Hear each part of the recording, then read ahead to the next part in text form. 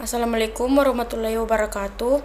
Perkenalkan, nama saya Nur Anisha Syarif dengan NIM 90311119091. Jurusan Ilmu Ekonomi C, Fakultas Ekonomi dan Bisnis Islam, UIN Alauddin Makassar. Baiklah, di sini saya akan menjawab soal MIT Ekonomi Demografi oleh dosen pengampu mata kuliah yaitu Bapak Abdul Rahman SPD MSI. Baik, di sini saya akan menjawab pertanyaan dari nomor 1 yaitu ada 4 tahapan proses transisi penduduk. Uraikan 4 tahapan yang dimaksud. Nah, di sini saya akan menjelaskan model transisi demografi. Model transisi demografi adalah sebuah model yang digunakan untuk mendeskripsikan perubahan-perubahan dalam statistik-statistik kependudukan seperti angka kelahiran, angka kematian, dan pertumbuhan penduduk seiring berjalannya waktu. Berikut keempat tahapan transisi demografi. Pada tahap pertama yaitu high stationary atau yang juga disebut masyarakat pra-industrial. Angka kematian dan angka kelahiran keduanya sama-sama tinggi. Pada tahapan ini, angka kematian yang tinggi dengan berfluktuasi banyak disebabkan oleh bencana kelaparan, wabah penyakit, dan peperangan yang sering terjadi di negara-negara pada masa ini. Angka kematian bayi tinggi dan angka harapan hidup rendah akibat kurangnya teknologi dan tenaga kerja dalam fasilitas kesehatan. Pada tahap kedua atau yang disebut juga masyarakat industrial, angka kematian pada masyarakat menurun secara signifikan, sedangkan angka kelahiran masih tetap tinggi. Laju perubahan alami meningkat sehingga puncaknya pada akhir tahap ini. Kematian bayi turun dan harapan hidup meningkat. Pada tahapan ketiga disebut late expanding, angka kelahiran mulai menurun menyusul angka kematian. Hal ini disebabkan oleh perubahan nilai-nilai yang ada di masyarakat. Orang-orang memilih untuk memiliki lebih sedikit anak karena keluarga besar tidak lagi menjadi aset ekonomi ketika sebuah keluarga pindah dari desa ke kota.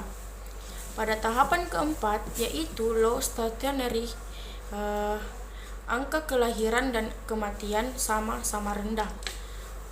Fluktuasi yang terjadi rendah dan pertumbuhan populasi lambat. Angka kematian sedikit meningkat seiring dengan peningkatan usia rata-rata penduduk. Namun harapan hidup masih meningkat karena angka kematian berdasarkan usia terus menurun. Kebanyakan negara-negara Eropa saat ini berada pada tahapan transisi demografi keempat.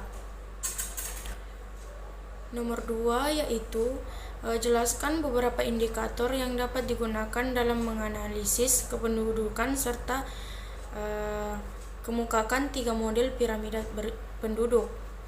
Jawabannya yaitu adapun beberapa indikator yang dapat digunakan dalam menganalisis kependudukan yaitu fertilitas atau kelahiran, mortalitas atau kematian, dan migrasi. Adapun ketiga bentuk piramida penduduk sebagai berikut. Yang pertama, piramida penduduk muda atau ekspansif.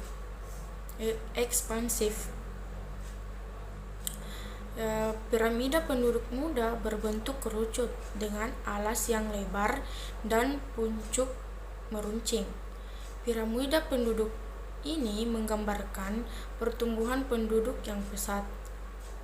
Selain itu, pada piramida ini, penduduk usia muda merupakan jumlah yang dominan. Contohnya, negara dengan piramida penduduk muda adalah Indonesia dan Cina, di mana negara tersebut memiliki penduduk muda yang mendominasi. Mengenai ciri-ciri negara yang termasuk dalam piramida penduduk muda, yaitu tentunya sebagai bentuk penduduk berada dalam kelompok umur muda. Kemudian selain itu tingkat kelahiran dan kematian masih cukup tinggi.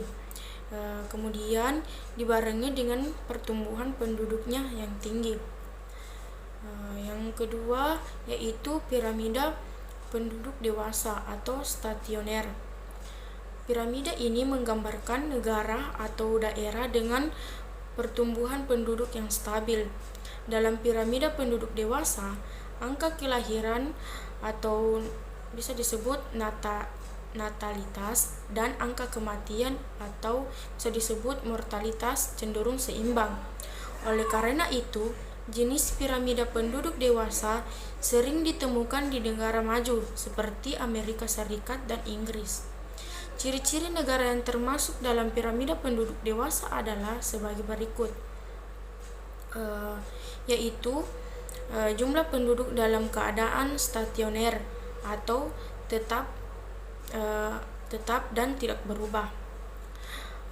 Kemudian jumlah kelahiran dan kematian seimbang. Selanjutnya jumlah penduduk relatif tetap. Kemudian pertumbuhan penduduk rendah. Selanjutnya yang terakhir penduduk muda hampir sebanding dengan penduduk tua. Selanjutnya yang ketiga itu piramida penduduk tua atau konstruktif. Piramida penduduk tua menggambarkan kondisi daerah di mana angka pertumbuhan penduduknya cenderung mengalami penurunan. Gambar piramida bentuknya sendiri seperti batu nisan dan terdapat di negara Jerman, Belgia, dan Swedia. Adapun ciri-ciri negara yang termasuk dalam piramida penduduk tua yaitu jumlah penduduk terus berkurang. Kemudian angka kelahiran lebih kecil dari angka kematian. Kemudian sebagian besar penduduk berada pada kelompok usia tua. Selanjutnya yang terakhir pertumbuhan penduduk sangat rendah bahkan tidak ada sama sekali. Soal yang ketiga yaitu apa perbedaan mendasar ketiga sumber data demografi penduduk? Jawabannya yaitu berbicara mengenai perbedaan mendasar dari ketiga sumber data demografi mungkin bisa perhatikan pada pengumpulan datanya, di mana terlebih dahulu kita ketahui apa itu sensus, registrasi penduduk, dan survei. Langsung saja yang pertama, sensus. Sensus penduduk adalah keseluruhan proses pengumpulan, pengolahan, penyusunan, dan penyajian data demografi, ekonomi dan sosial yang menyangkut semua penduduk atau orang pada waktu tertentu di suatu negara atau suatu wilayah. Pengumpulan data sensus yaitu dilakukan 10 tahun sekali melalui 2 tahapan. Selanjutnya pencacahan lengkap, kemudian sampel. Yang kedua yaitu registrasi penduduk. Registrasi penduduk meliputi kegiatan pencatatan dan pelaporan data kependudukan yang terdiri dari kelahiran, perkawinan, perpindahan, dan kematian. Pengumpulan data registrasi penduduk meliputi perkawinan dan perceraian, kemudian statistik vital, kemudian kelahiran, selanjutnya yang terakhir migrasi. Kemudian yang ketiga yaitu survei.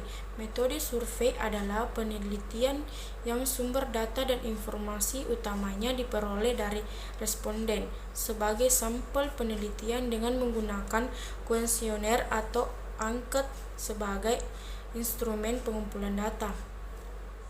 Pada umumnya, sampel yang digunakan sebagai unit analisis adalah individu. Namun demikian, unit lain seperti rumah tangga, kelompok, perusahaan, sampai negara bisa pula digunakan sebagai alat analisis. Pengumpulan data survei yaitu yang pertama dideskripsikan sebagai penelitian ilmiah yang datanya dikumpulkan dari sampel yang telah dipilih dari keseluruhan populasi. Yang kedua, pengumpulan data pada survei dilakukan dalam jangka waktu yang tidak terlalu lama, yaitu 4-5 tahun. Oleh sebab itu, survei dipandang lebih menguntungkan sebab dapat memperoleh data pertumbuhan penduduk dalam jangka waktu yang tidak terlalu lama. Soal yang keempat yaitu teori fertilitas dapat ditinjau pendekatan sosial dan ekonomi. Kemukakan dua pendekatan tersebut. Baik, di sini saya akan menjawabnya, yaitu dalam pendekatan ekonomi, permintaan terhadap anak merupakan penurunan dari teori terhadap permintaan barang dan jasa. Dengan menggunakan pendekatan fungsi utilitas maksimum, konsep permintaan anak dapat diartikan sebagai jumlah anak yang diinginkan dalam rumah tangga. Hal tersebut terkait dengan ukuran keluarga optimal yang diinginkan, termasuk di dalamnya bagaimana sikap orang tua dalam memandang nilai atas kepemilikan anak. Permintaan anak dalam rumah tangga dipengaruhi oleh beberapa faktor, di antaranya faktor sosial dan ekonomi. Sofyardi dan Helmi menyatakan setidaknya ada 6 alasan mengapa orang menginginkan anak, yaitu yang pertama dari sisi ekonomi. Anak dipandang sebagai tenaga kerja, penyumbang pendapatan bagi keluarga. Yang kedua, dari sisi kepentingan hari tua. Anak dipandang dapat memberikan jaminan keamanan dan perlindungan di hari tua. Yang ketiga, dari sisi psikologis. Anak sebagai mitra jiwa dan kasih sayang. Yang keempat, dari sisi keluarga. Anak dipandang sebagai kelanjutan keturunan dan pembawa nama keluarga. Yang kelima, dari sisi sosial dan keagamaan. Anak sebagai pemenuhan kewajiban sosial dan keagamaan. Yang terakhir yaitu dari sisi perkembangan kehidupan modern. Anak sebagai modal sosial untuk memperluas jaringan dan memenuhi kebutuhan mereka. Pada jawaban nomor 5, silakan kita lihat tampilan layar di atas.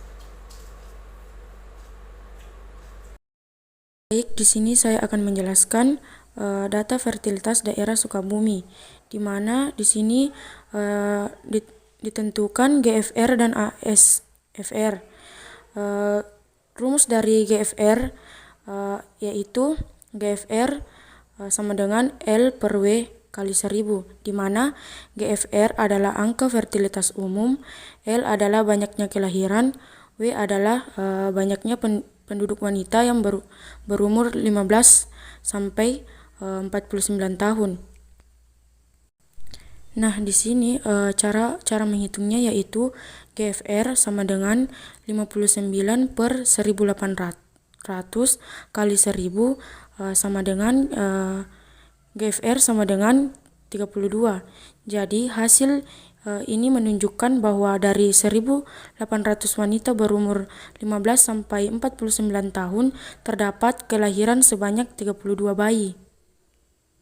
Dan selanjutnya rumus dari ASFR yaitu ASFRX sama dengan BX per PFX kali 1000, di mana ASFRX yaitu angka kelahiran menurut umur, BX sama dengan jumlah kelahiran dan PX adalah jumlah penduduk wanita.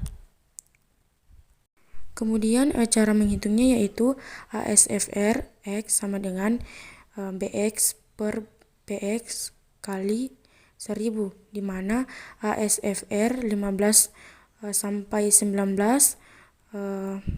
yaitu 3 per 150 kali 1000 sama dengan 20. ASFR 20 sampai 24 yaitu 4 per 200 kali 1000 sama dengan 20. ASFR 25 sampai 29 yaitu 5/250 kali 1000 sama dengan 20. ASFR 30 sampai 34 yaitu 15/300 kali 1000 sama dengan 50. Dan selanjutnya ASFR X sama dengan BX per PX kali 1000, di mana ASFR 35 sampai 39 yaitu 17/350 kali 1000 sama dengan 48. ASFR 40 sampai 44 yaitu 10/300 kali 1000 sama dengan 33. Yang terakhir yaitu ASFR 45 sampai 49, di mana 5/250 kali 1000 sama dengan 20. Soal yang terakhir yaitu yang keenam. Di dalam analisis mortalitas diketahui istilah standarisasi. Jelaskan yang dimaksud dengan AMP dan macam-macam standarisasi tersebut. Baik, di sini saya akan menjawabnya. Menurut Hotman 2002, standarisasi adalah sebuah metode untuk menggabungkan angka rata-rata kategori spesifik ke dalam nilai kesimpulan dengan mengambil rata-rata yang telah ditakar. Standarisasi dilakukan untuk menyingkirkan dan mengendalikan pengaruh-pengaruh sebagai variabel pada pengukuran angka kematian. Nah, variabelnya itu seperti umur atau komposisi, tempat tinggal, kemudian pekerjaan, dan jenis kelamin. Jadi, standarisasi terbagi menjadi dua macam, yaitu yang pertama standarisasi langsung, di mana standarisasi ini memberikan hasil yang lebih akurat ketika jumlah dari angka kasus kecil pada setiap kelompok umur atau jenis kelamin pada populasi studi. Metode langsung bisa digunakan untuk menghitung angka rata-rata yang standarisasi, seperti rata-rata tekanan darah yang disesuaikan dengan umur dan jenis kelamin pada kelompok pekerjaan yang berbeda. Pada standarisasi langsung, angka rata-rata spesifik umur atau jenis kelamin per kelompok di populasi di dalam studi diaplikasikan ke populasi standar. Yang kedua, standarisasi tidak langsung, di mana standarisasi ini atau bisa disebut dengan indirect standardization, diukur dengan perbandingan jumlah kematian atau kesakitan yang diamati dan jumlah kematian atau kesakitan yang diharapkan, yang dikenal juga dengan istilah Standardized Mortality Ration atau SMR. SMR digunakan ketika angka umur rata-rata untuk populasi yang dipelajari tidak diketahui, tetapi total kasus pada populasi studi diketahui. SMR juga digunakan ketika perhitungan rata-rata untuk populasi kecil, di mana kita tidak bisa menghasilkan angka umur rata-rata yang stabil.